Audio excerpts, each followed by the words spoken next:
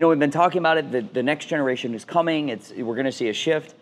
And, there's a famous line, the king is dead, long live the king.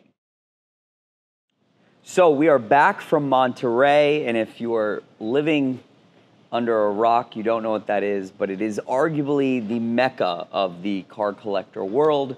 What started probably 40 years ago, 30 years ago as a very fun weekend is now, you could say, the cornerstone of the hypercar world, supercar world, and classic car market. And there's a lot to talk about. I think we have a bunch of topics to talk about. The online, I was actually just quoted in a Bloomberg article talking about the collector car market. So I know we've had a ton of questions from all of our fans, enthusiasts, collectors about where the market is today, what transpired. And listen, we aren't the smartest guys in the world, but I think we're there. We've seen things. We've talked to a lot of people. I'm going to say a few things that are controversial. So it might shock you. It might shock all of you. I'm usually the guy that says controversial stuff, so I'm looking forward to this. But I think, we have, to get into this, we have been talking about the next generation of collecting for 10 years. When we first opened, people used to make fun of us and, say the cars you're dealing in aren't classic cars or collectible cars. And, we've been talking about it. The next generation is coming. We're going to see a shift. And, there's a famous line, the king is dead, long live the king. And it's this term to basically when a king has died and they're bringing in a new monarch, I think we're here. I think the old generation, the old guard, it's proven this weekend, did not show up. It did not show up at the auctions. It did not show up in the market. And there's an obvious shift that has happened. It happened this weekend. I wouldn't call it a bloodbath for 50s and 60s cars, but definitely it was not strong. Where on the flip side, 80s cars, 90s cars, and definitely a few specific cars were just tremendously strong.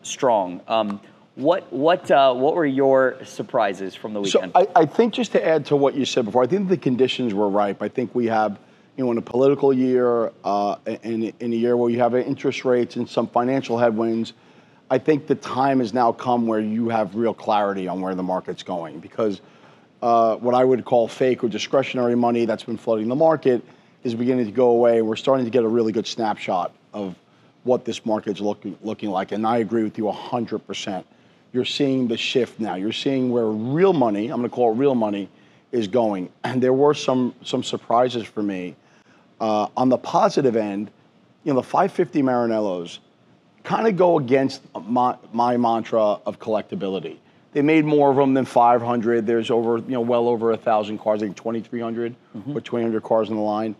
And to see those cars do over $400,000, two of them, right? One came close to 400, and one was 412. I think I'm going off from memory. Actually, one of our old cars, our black low mileage car. Oh yeah, did a big number. So to see the fact that it wasn't an anomalous two guys chasing one car, that there seems to be this shift into utility, into the modernization of the collectible car. That's the pleasant surprise. I think that's what we've been talking about. So to see it come to fruition is validating, but it also means that that shift is here, because on the flip side of that, we saw some pretty disappointing numbers in mainly the 50s and 60s, kind of the stable old guards, the cars that would be the premier cars at every auction, that the crowds would gather because they would pull the big numbers. And now the opposite happened. They were going, there were some low estimate sales. I was surprised to see that the California Spiders, which were always kind of the go-to cars for the big kind of showcase auction cars, did not perform well. Agreed. So yeah, I think those were really the two most surprising things for me. Yeah, I have to agree. I think, to me, obviously the price, there's a few cars that just blew me away. One being the LM002, the Lamborghini truck that did over $700,000, unique color, definitely did very well. The Diablo 6.0, the Diablo SV, some of the Diablos all trading over $700,000.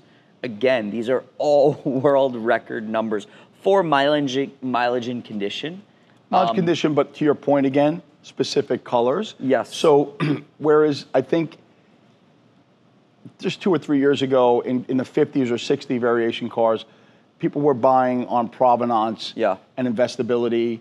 And now you're seeing the younger generation, and hey, I want the car, I'm a collector, I'm an investor, but man, I want the cool color car. Yes. That speaks to me. And I think the other surprising car was the yellow Scuderia. I was actually in the room, which, by the way, the energy in the room on Saturday night was incredible. Yep. You had a lot of more modern cars for a Saturday night. Typically, you'd have the bigger, older, and some pre-war stuff, and there was a much more robust run of modern cars, and there was multiple people in the room chasing this car past what I thought the value was. And I'm not sure if it broke a record, but we're near a record. Oh, 450 or 460? 475. Wow. For a nice low mileage, but great color Scuderia. Yes. So I think that is more indicative of youth than some Agreed. of, and not to be critical of the older investor, but they kind of looked at things a little more black and white, a little more technical. And I think it's funny. I think I've found that the younger generation also as well is very, very educated. They know exactly what they want. They know the numbers. It's very impressive to me. And to look around the room as well, see very young guys, younger than myself, by far, is very cool. It's cool to see that excitement around those cars. I think another car that we have to talk about is it's definitely at auction. I believe it's a world record at auction, but $5.5 million for the US F50, which is a massive number. Cars have sold for more, obviously, with lower miles, off market. We know that. Yep. But for an 8,000 mile car, it's a big number. It's a big number. I mean, the other thing is that car was a repaint. I mean, and again, I think that's indicative of the youthful buyer. Is like, look, I don't care. I want the car perfect. Yep. I'm more accepting of something like a repaint. That would be a huge penalty for that car. Yeah. Just even a year ago. Yeah. So I think the market gets set. I think the other thing I noticed, which I really was encouraged by, was we started to get used to a lack of emotion in the auction rooms. It was very technical. It was very businesslike, which I understand. You're buying these very expensive vehicles for investment. But there was emotion. Scuderia, 4 or 5 guys in the room. It was actually fun because you had guys that were, I want the car. The hands were going up really hard, and a couple of guys were standing up and almost yelling their bids. And I think if that's where the market's going, there's excitement and emotion coming back into the market, which I felt like we were losing a little bit of. And you made a statement about color. I mean, it's apparent there was 2 Countach examples that sold that struck me. One was shocking. It was a white 87 or 88, 5,000 QV. Whoever owns the car today, please put the correct badging on it. That car has been running around with a 5000 S badge, driving me nuts. So fix the badging. But imagine, even with the wrong badging, 9,000 kilometers, it still brought 805,000 or 803,000. So big number. But again, it's because it's white. It's iconic. Everybody always asks for a white Countach or anything like that. And then the Anniversary, which looked to be a nice car. I didn't inspect it. Nice service history. Over 720,000. Again, white on red, low miles. So Countach just seems strong. And then on the flip side, when you have these 50s and 60s cars that are a little bit shaking, I think the next generation, in my gut, it starts at the Miura and it starts at the Daytona. Daytona prices seemed a little bit strong again, and Miura prices were very strong. And it's interesting. I'm going to disagree with you on that. I don't think there's a starting point. I think there's a transcendence that happens. Again, it's emotion. Because if you look at the segment in the 60s, I think a lot of the cars that you can count on to be the stable cars that will always pull money, they're getting weaker. But for instance, a 275, a 4-cam, it feels like it transcends. You do have younger guys that understand how special and the beauty of the car. Some of them didn't do well this weekend. Yes. But one of them was very high mileage, and it still pulled $3 million. The other one was kind of a plain, tired red car. It no-sailed. But you're still seeing strength there. And I think the Miura and the Daytona are still cars that will transcend because they're so special as far as design and how iconic they are. So I think even as the market continues to shift, there's still going to be these go-to cars that will stay strong. Yeah, I will agree with you to a certain extent. I'll agree to disagree. I think there's always icons. So Yeah. like 275 is an icon, and it's a usable car. It's actually very nice to drive. Yep. So I think usability is a big portion of where the market's going. I think it's also the reason that race cars didn't do that well. And I'm a huge fan of some of the race cars. Yeah, no, the Porsche GT1. Listen, that shocked everybody. Yeah. Sometimes, people that have gone there, like we've been going there for over 10 years, you do recognize that sometimes placement, the day that, maybe the night that it's running, if it runs on a certain night where people are still coming in, maybe there's not as much activity or emotion, but I thought the Porsche GT1 stopped just short of saying shocking. That car fell $2 to $3 million short of where it should have sold. Wow. So, and it can't really say because it's a race car, because we have seen a shift even towards race car investability. That's gone up. Yes. In the last 2 years, a lot of focus on good race cars with provenance. So that was a surprising result. I would have to see maybe some repeatability in that segment to be worried. I would agree with you that there is one big problem that I think, and this goes for all events, and listen, you have a culture now that is around experiences and around events. The manufacturers have chased down Pebble Beach. There's no more Geneva Auto Show. They're launching new cars at these events. I mean, so the schedule is so busy. Yeah. And you have auction houses adding days and auction houses adding cars. It's almost a little too much in some ways. It is, and I think, just to shift focus a little bit, like you mentioned, when you go to the Quail now, which I think the Quail was kind of just a car show for many years, and now it's grown into... It was always a car show with very good food. Yeah, it was a car show and a culinary event. Yes, yes. But now, suddenly when you go in, you feel like it's a legitimate factory-backed event where they're, like you said, releasing cars. What I really noticed this year was the emergence of the resto mod class, the emergence of these newer supercars. Maybe the argument could be too many, too fast. We'll see. There's way too many. If I see another Porsche 911 resto mod, I'm gonna jump from the second floor here. It's absurd. I don't even know all of the brands now. So the execution level is incredible, which is sad because you're gonna have companies that maybe don't quite make it that have made incredible cars. Yes. But I think it lends itself to the fact that not only is Pebble Beach, I think, the premier event globally of all the events. Yeah. I think you're starting to see companies cater to a younger, more affluent, more active buyer, which is why the resto mod, I think, is taking off. There are still guys that buy and put away and bubble wrap the cars, but most of these guys now it's utility. I want to use it. I want to drive it. I want to show it off. I want to valet park it at my restaurant, which is why I think we've now seen this carry over to the newer cars. Yeah, I think what's most interesting to me, and I didn't realize this till after, because there were so many Porsche resto mods at the Quail, but Porsche actually unveiled a one-off, you could call it a resto mod. I thought it was a Gunther. I gotta be honest. I walked by. I'm like, why is there a Gunther on their stage? I'm like, oh, it's not. It's their actually own one car. of the resto mods. So a 993 Speedster. Yep. Super cool car. Really cool car. And you sort of want to say, okay, wow, is this how the manufacturers are? Is this the future? We talked about that recently. Like, I believe it is part of the future. We had a great time in the Roof CCR anniversary. Roof unveiled a sick the off-road car, which is so cool. So there's definitely a following there and an excitement around that. Do you think that was Porsche making a statement? Because there's no question. Okay, it's like, hey, you guys want to do this? Like, we're going to do it better. We can do it too, and we can do it better. Yeah. And I guess the question is, where will the manufacturers, will they get started? Will they get into that? It'll be a really interesting moment to see. Yeah, I think so. And then there was other cool thing. I don't know if there was a 550 resto mod, which I thought was beautiful and really well done. But again, maybe the market's starting to flood a little bit. My argument to that, and with some of the resto mods, is, for like the 550, 550 is already a great car. Yeah. It's a usable car. It's a drivable car. 550 Barchetta has carbon everywhere. A world speed record car has the roll bar with the sport seats. Honestly, I don't know how you make a 550 better. Actually, it's a great point. Much better. You know what?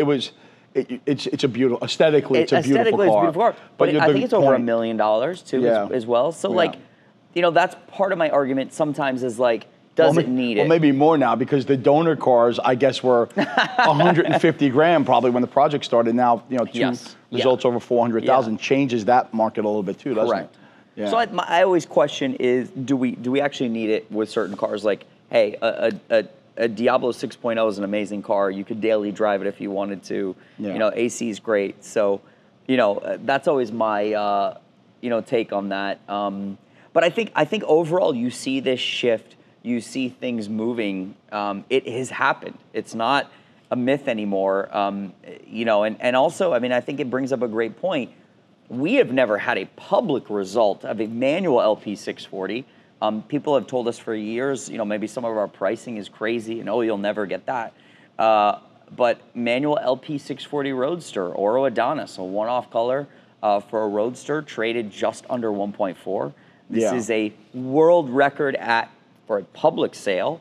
And this is a car that, you know, a few years ago we signed a bill of sale on around 800 or something like that. So, and you're right. I think people have always said, "Oh, you guys, you know, you're just trying to make a market."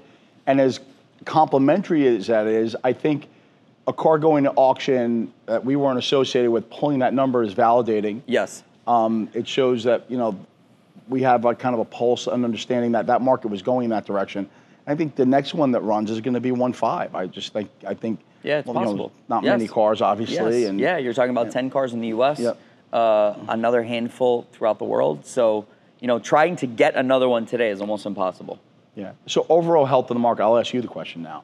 Overall health of the market, I mean, we have to acknowledge a little bit of headwinds. I think they said that we were down 8%. 8%. Overall in the auction house. But, you know, we live in a little bit different end of the world right now. Listen, I think all in all, if you think of the current world economy, you think of where we came off of with a massive stock market scare 2 weeks ago, election year. You think of all these things, and you think of all the cars that traded on one weekend and all the auctions, being 8% off is expected. It's almost. expected. Yeah, I don't see it as a trigger, as a sign. I think we're just seeing interest change. And listen, there's a lot of well-educated money out there that are looking for usable cars, 550 Maranello, later Diablos, that hold their value, that they can have fun with, great colors, great pieces. It's happening now. And I think also people are, I think there's 3 generations chasing, you know, a specific generation of cars. And I think, yes, there will all be icons that hold their value, or, you know, semi-hold their value. There's certain iconic cars that will forever do well, but I think we see an overall shift. And I think considering globally where we are today in the world and all of the uncertainty, I think the market's actually fairly strong considering everything that's going on and the amount of cars that's sold in one weekend. Yeah, I think, and we keep seeing that number go up, and we keep thinking it can't go up, and it does. And then keeping in mind, there's other large auctions now throughout the year. We have Scottsdale coming up in January. It's wild. And then our event in Miami, which is going to be another, hopefully another great event. And then at any given point, you have Bring a Trailer selling 700 cars. Yeah. You know, and all of the online auctions and cars and bids. And so it's definitely interesting to see. Yeah, so overall market healthy, just maybe more realistic now, right? I think people are way more realistic. I think the speculators, that's all gone. I think you have very well-educated decisions, people that are discerning overall. Yeah. And I think we are going to continue to see this trend towards 80s, 90s, and early 2000s cars explode. That's my opinion. And like I said, emotion. I'm really happy to see emotion back in the market. I felt like it was kind of going away a little bit, but just to see excitement and emotion, and, you know, sometimes you make bad decisions with emotion, but whatever, man. That's what made this business fun. That's what I think makes the auctions a lot of fun. Yes, agreed. Yeah. Well, we would love to hear your guys' comments, questions, negativity, whatever you want, throw it in. We always look forward to it. You want to make fun of my fashion sense or Herschel pushing a low-tech across the stage. That'll be for a separate video. But it's called trophy planking. I invented a new thing.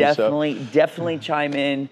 Thank you guys again for all your love and support, and we will see you soon. You guys are the best.